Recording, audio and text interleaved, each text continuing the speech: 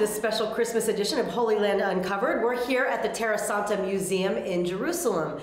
And now we're going to talk about Christian Kabbalah. And we're very happy to be joined by Professor Moshe Idel of Hebrew University. Hello and welcome to the show.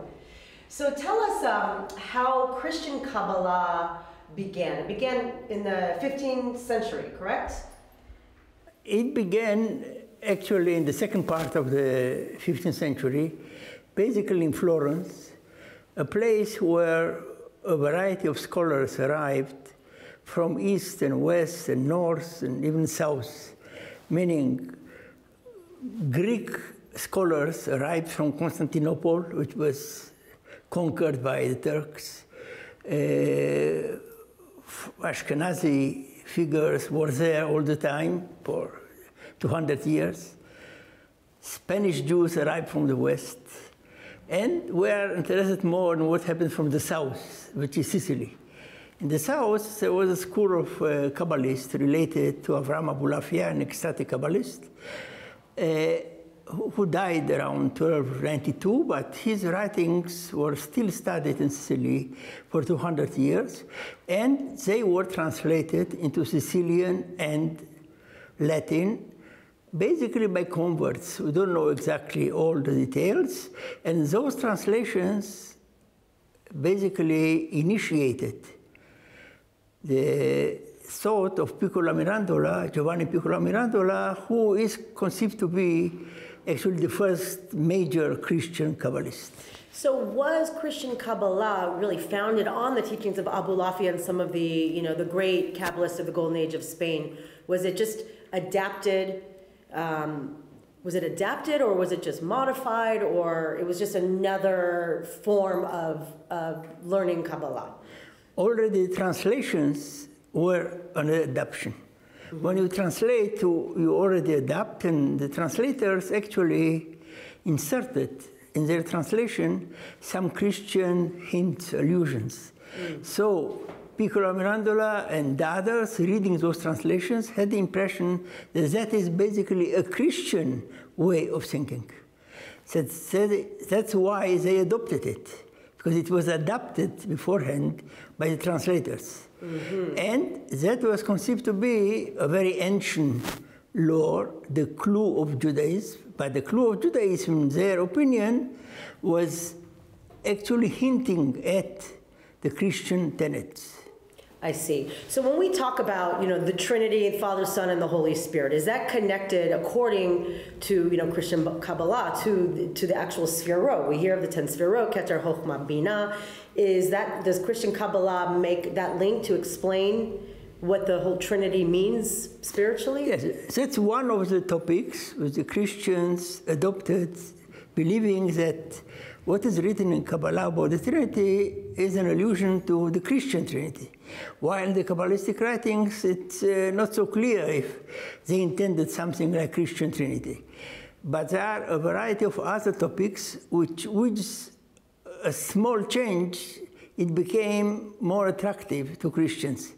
For example, the idea that God has a son. Mm-hmm.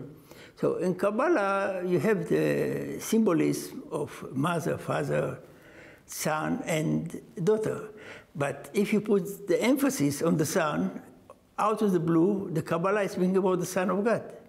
That's an example of how it was adapted before it was adopted. What can we learn now at the times that we're in now? Kabbalah, a lot of people, now we have access to this wisdom. Many early Kabbalists predicted these times where people even know what Kabbalah is, whereas 20, 30 years ago, not that many people knew what it was. What can we take from this knowledge moving forward to help bring together Jews and Christians for one common purpose of we can learn that Kabbalah is a very fluid type of thinking, which is easily adopted by people who like to make money, for example, by teaching Kabbalah. That's a fluidity.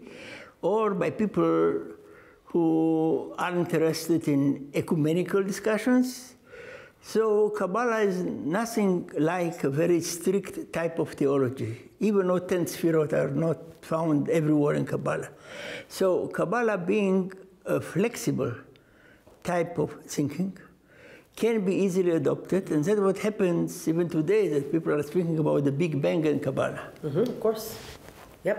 And also, focusing on just living a good life and receiving for the sake of sharing. I mean, these are good tenets for just living and actually being a light. That is a modern interpretation. After the Hindu and Buddhist theories arrived to the West, speaking about having a good life, and so people also adopted Kabbalah in such a way. And that is, if you like, a transcendental, modern understanding of Kabbalah. The Kabbalists didn't want to have a good life. They wanted to have a Jewish life.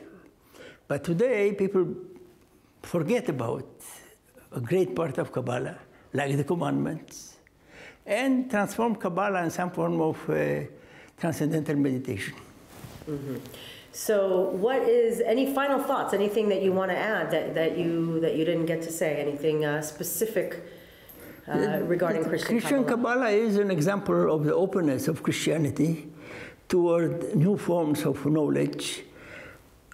In this case, it's the Jewish knowledge. In other cases, it's ancient Greek knowledge, and that is Renaissance. That ancient theology is Neoplatonism arrived again.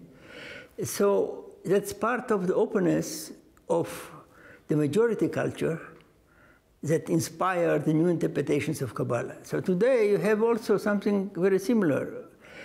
Actually, a certain majority of intellectuals or artists are interested in it, and Kabbalah is appropriated according to their needs. I see. Thank you so much. I really appreciate this insight, and thank you for joining us.